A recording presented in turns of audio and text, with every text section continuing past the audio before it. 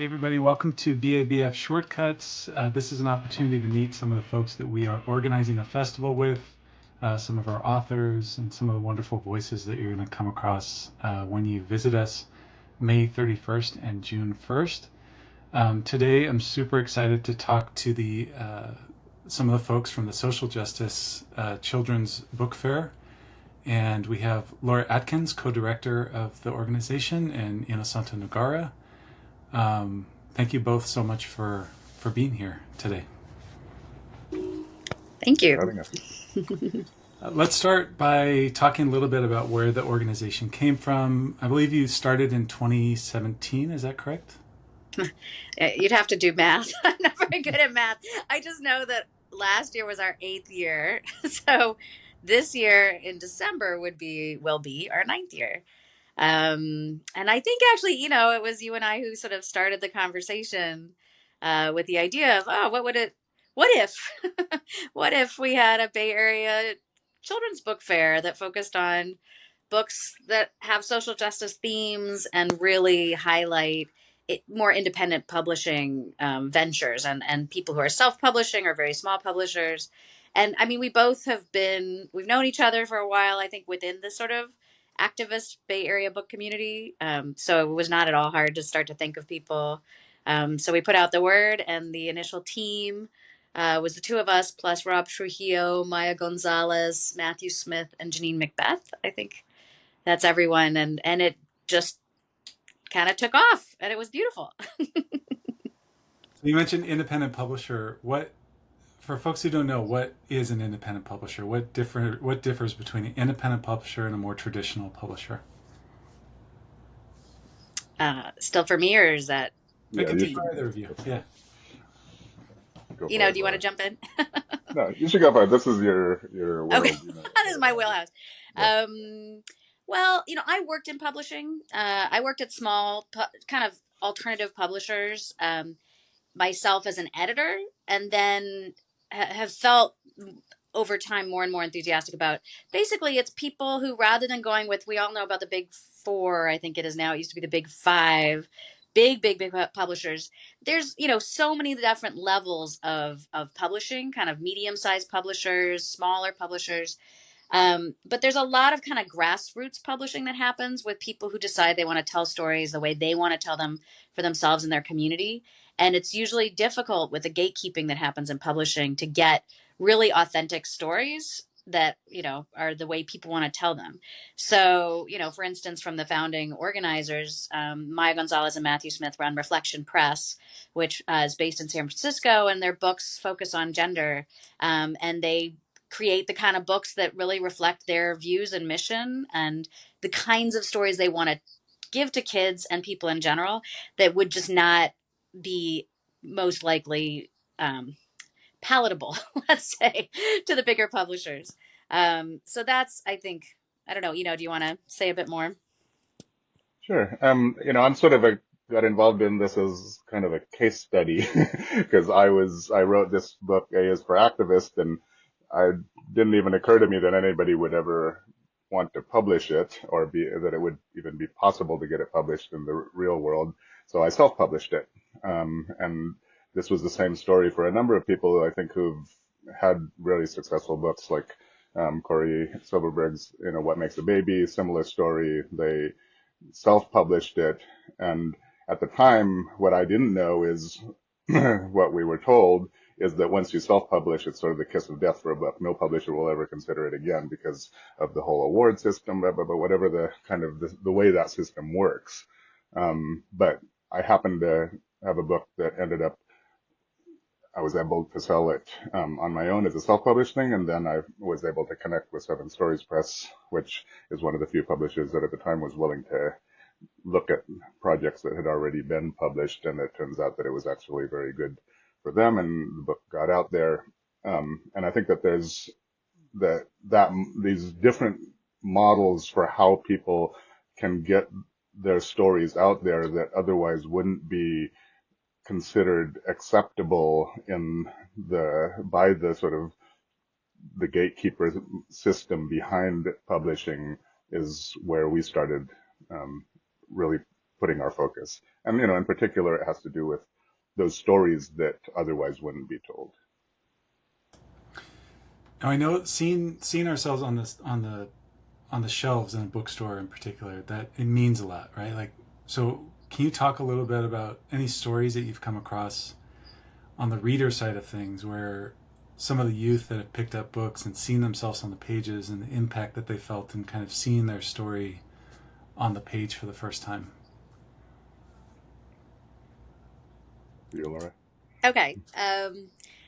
I mean, for the books that we've had people at the fair, some of the books that have really blown me away, um, are books that there was one called The Hard Worker. I think they came one year, and it was an own voices book about homelessness, but from a real kind of community standing up for justice, for unhoused people.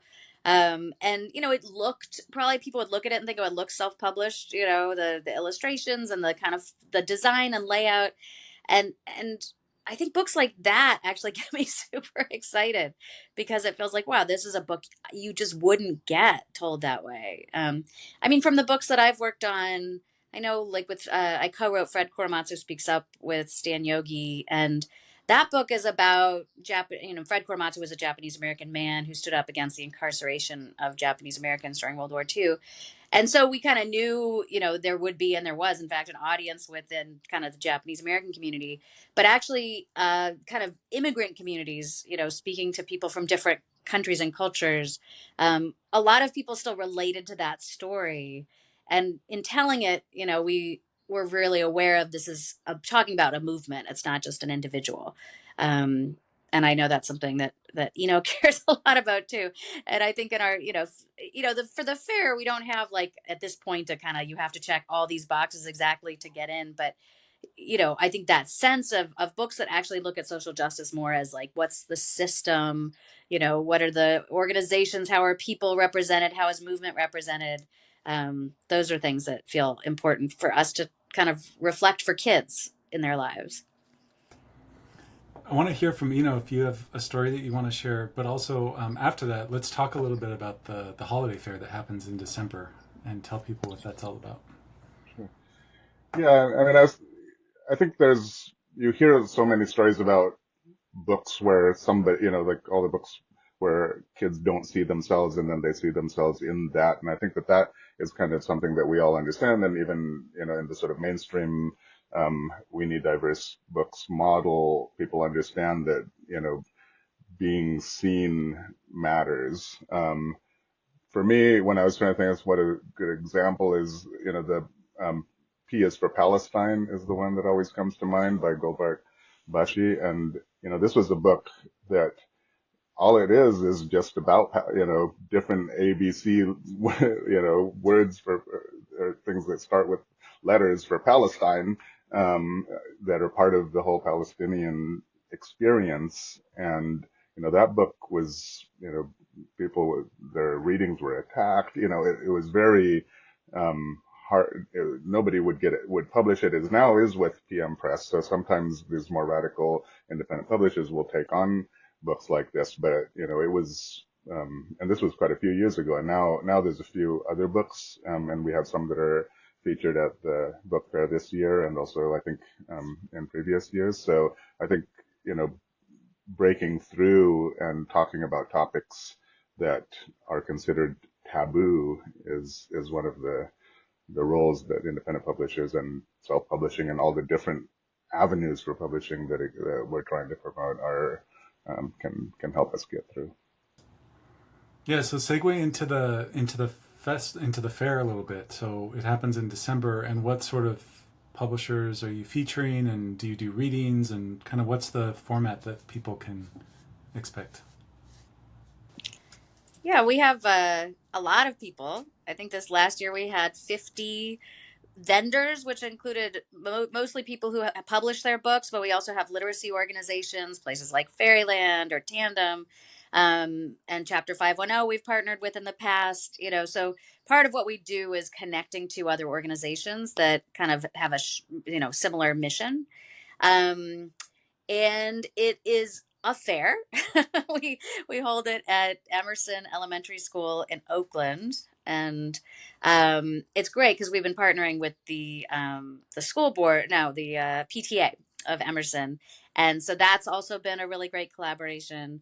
So the main thing is that we just have all of these booths where people can get books, and we've had some people who've been coming since the very beginning. I think Michael Genhart is one of our biggest kind of fans. In the beginning, he'd come to us and be like, are you doing that again this year? And that would get us to actually start meeting and talk about it. Justine Villanueva, who's going to be at the book festival this year, she's been a long time, really important, person bringing her books that she's published over the years.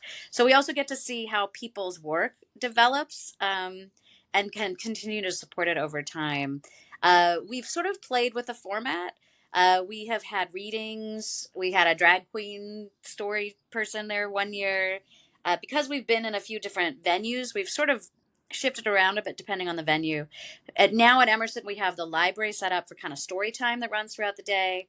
We had on stage Peter Lamata, who's been our MC, kind of interviewing people on stage while people look at books and things. We've had musicians, and the PTA has food, so it's kind of something for everyone. Yeah, it sounds like a fun party, and it generally happens in the first week of December. Is that right? Or Yeah, Yeah. roughly. yeah. So speaking of partnerships, we Bay Area Book Festival partnered with you all on our Family Day, which happens on Saturday, May 31st this year at the Berkeley Main Library, right there by Civic Center Park. Can you speak a little bit about some of the things you're most excited about, the big ideas that folks can come through to enjoy, some of the topics that are discussed? Want to go ahead, Laura? You want me to All right, start? I'll get the ball rolling and You're then really, you yeah. can jump in.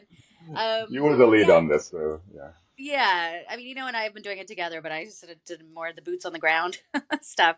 A lot of the emailing back and forth with people and working a lot with Dora, your amazing program. I'm not sure exactly what director, coordinator, the Deputy amazing Director. Dora. Yeah. um, yeah, it was a really cool process. I mean, with too, like we read so many submissions. I can't remember, over 100 easily, right? Maybe Yeah. 150.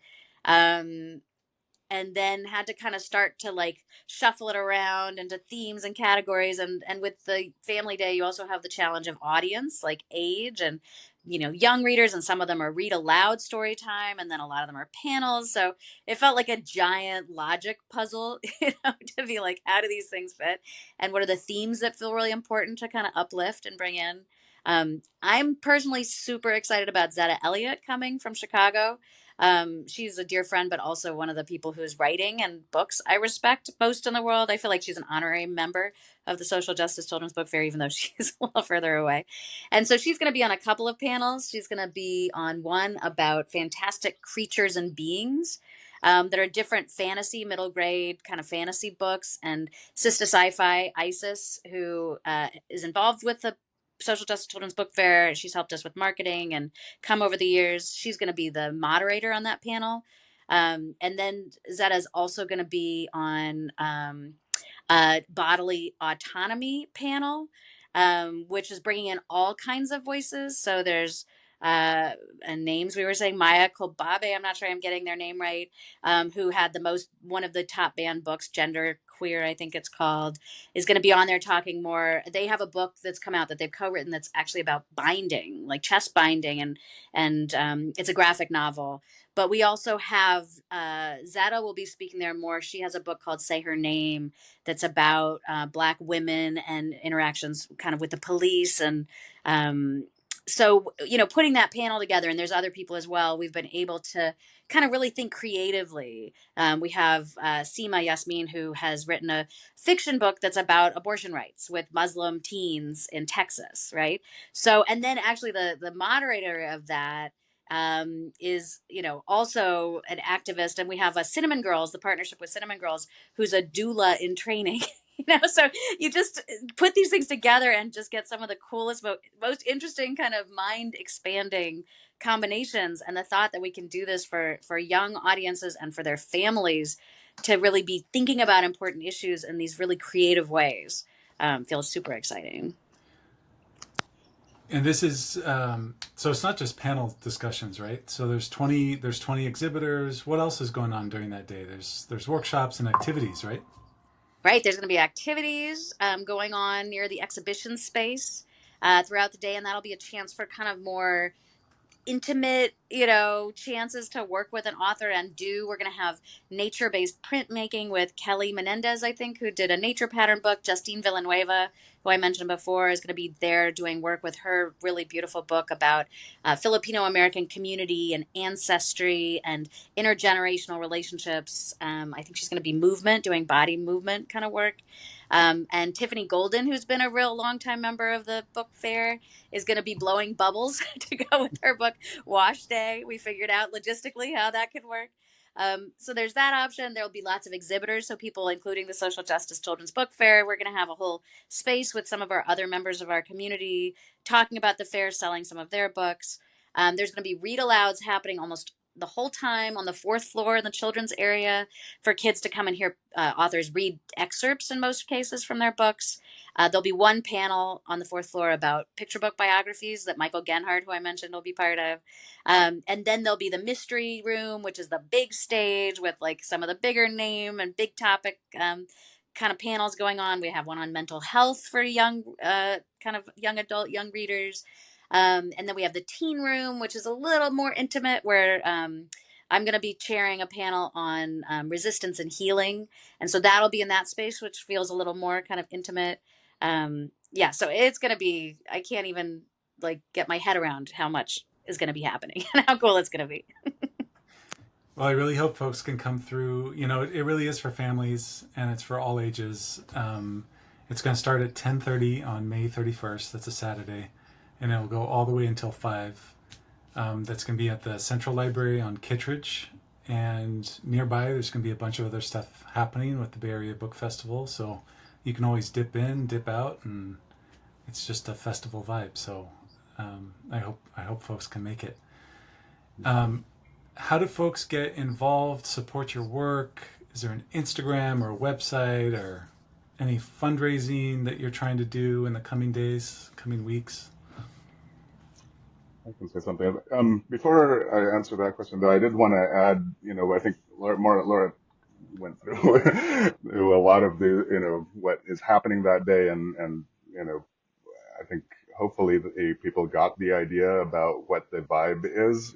As we started, we're a social justice children's book fair, but first and foremost, this has to be good for children and for families, right? The stories that we're putting out there, even though we're talking about different sort of big topics, and we want it to be relevant, and we want it to be interesting, and we want to sort of tackle those edgy, conversations but that's what kids want to have. They want to have the conversations that are not obvious to everybody, right? And so I think what people should know about it is that, there's these sort of big bucket topics like, Palestine, Middle East. We have a topic called Homeland to Home, which has somebody from talking about books about Iraq, Iran, and Palestine.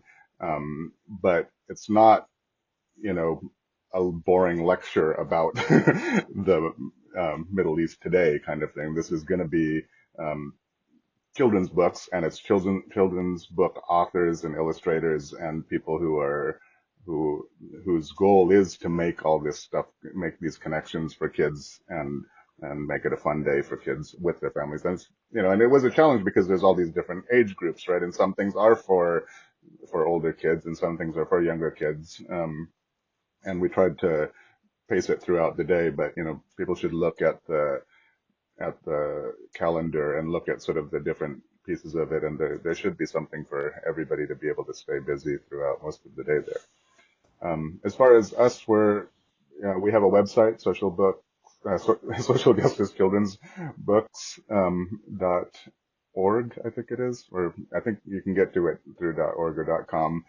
We have donation buttons there. We are doing a matching fundraiser coming up here, so please check out how you can donate to our work and also get on our mailing list. We're always trying to get people all the various ways, whether you're somebody who is looking for children's books for your kids or for your schools or for your libraries, or if you're somebody who is an author or aspiring author or illustrator who wants to get involved in the creation side of things. This is we cover it all. And on Instagram, you are SJ Children's Book Holiday Fair is the handle. So definitely check them out there. And that has all the links to the websites and ways to donate and support. Innocenta Nagara and Laura Atkins, it was such a pleasure to chat with you. Thanks for joining us today. Thanks for having me. Thank you.